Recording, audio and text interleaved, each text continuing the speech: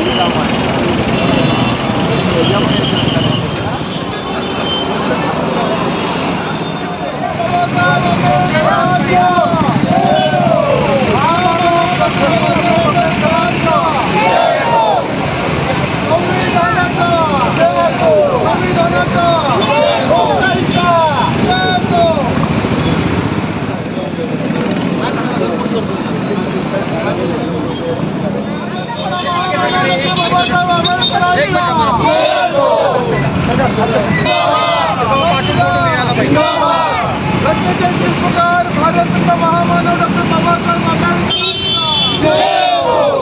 रत्नागिरीमध्ये महाविकास आघाडीच्या माध्यमातून शिवसेना उद्धव बाळासाहेब ठाकरे पक्ष, त्याचबरोबर शरदचंद्र पवार काँग्रेस, राष्ट्रवादी काँग्रेस पक्ष, राष्ट्रीय काँग्रेस पक्ष आणि त्याचबरोबर समविचारी जे पक्ष आहेत महाविकास आघाडीमधील, त्यांच्या सगळ्यांच्या वतीनं महाराष्ट्रामध्ये आज प्रत्येक जिल्ह्याच्या ठिकाणी एक या जनसुरक्षा विधेयकाच्या विरोधातलं आंदोलन आहे।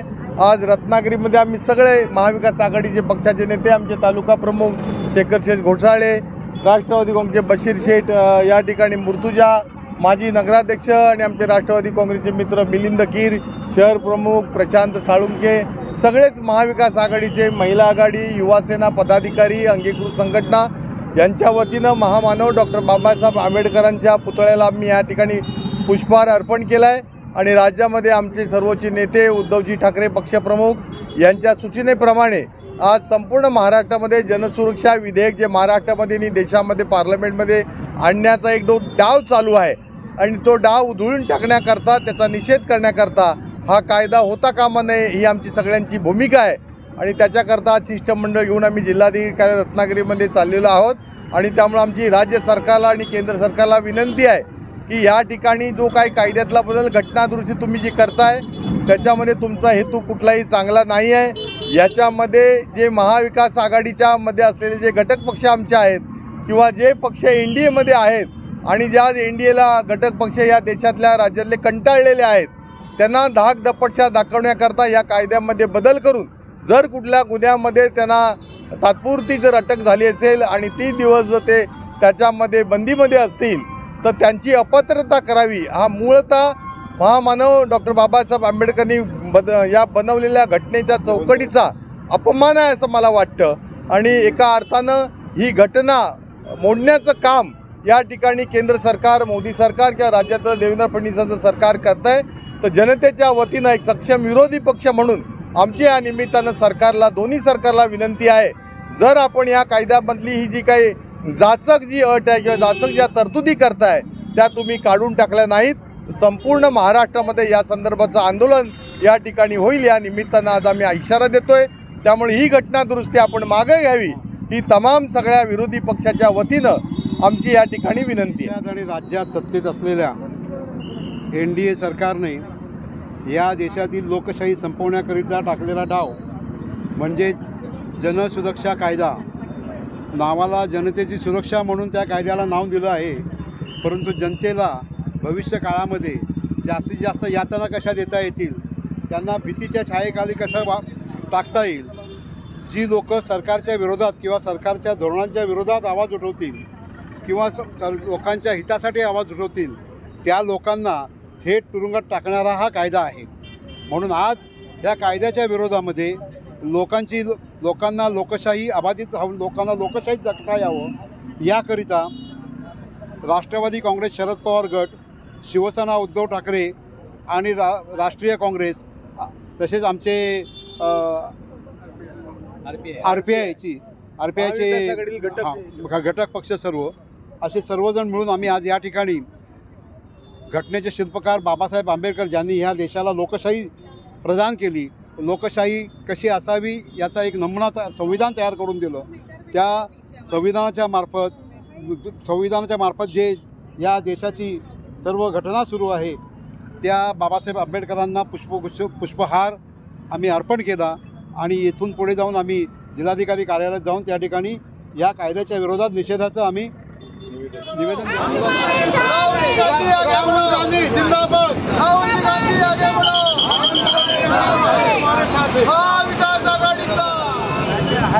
मी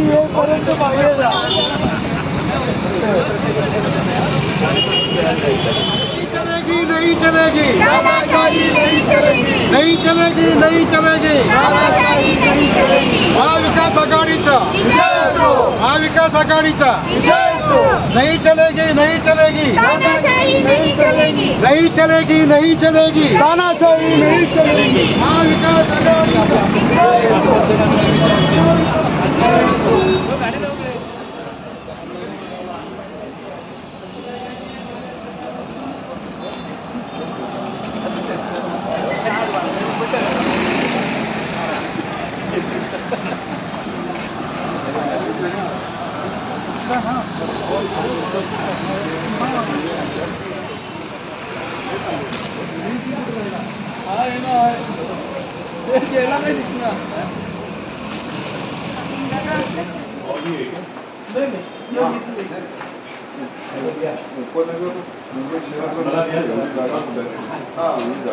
फोटो नंतर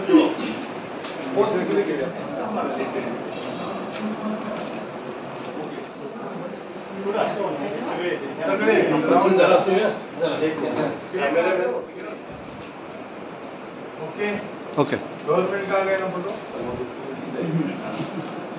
धन्यवाद।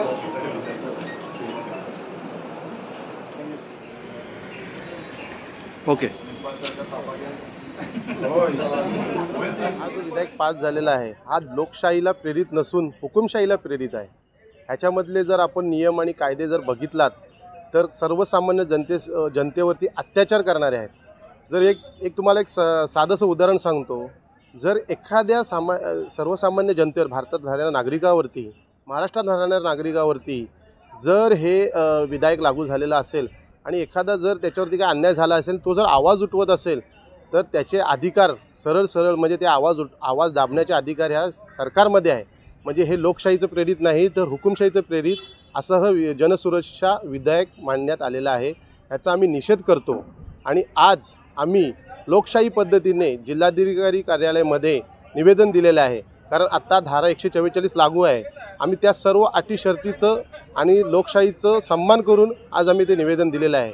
पण ह्याच्यापुढे जर ह्याच्यामध्ये काही बदल करण्यात आले नाही तर आम्ही फक्त मोजके पदाधिकारी महाविकास आघाडीचे आलेलो होतो आत्ता, पण ह्याच्यावरती मोठा मोर्चा येईल आणि आंदोलन पण होईल। जोपर्यंत हा विधेयक नामंजूर होत नाही तोपर्यंत आमचं हे ह्याच्या विरोधात आंदोलन चालू राहील, ह्याचा विरोध चालू राहील आणि ह्याच्या पुढे हा प्रखर विरोध होईल असं मी नमूद करतो। महाविकास आघाडी जनसुरक्षा विरोधी समितीचे आमचे सन्माननीय नेता माननीय हर्षवर्धनजी सपकाळ, माननीय शरदचंद्रजी पवार, माननीय उद्धवजी ठाकरे साहेब यांच्या नेतृत्वाखाली आज हा जनसुरक्षा कायद्याच्या विरोधात आज राज्यव्यापी म्हणजे प्रत्येक पूर्ण राज्यामध्ये हा आंदोलन चालू आहे आणि त्याचाच हा एक भाग आहे।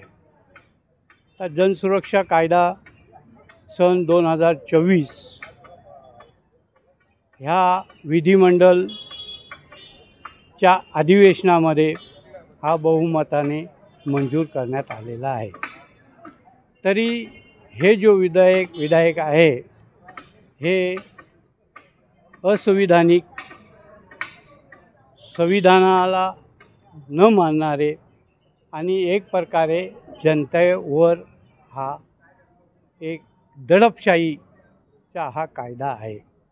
उदाहरण झाला तर हा जो शासनाचा निर्णय आहे किंवा विधेयक आहे, हे विधेयक म्हणजे एक धनदांडके बलाढ्य शक्तीच्या घशामध्ये एक देशाची संपत्ती पोचण्याचा एक प्रकार आहे। आणि त्यासाठी उदाहरण घेतलं तर आरे जंगलतोड, त्याच्यानंतर धारावी प्रकल्प, आपल्या शेजारील रायगड जिल्ह्यातील MRRD, त्याच्यानंतर नेनो, असे अनेक प्रकल्प आहे।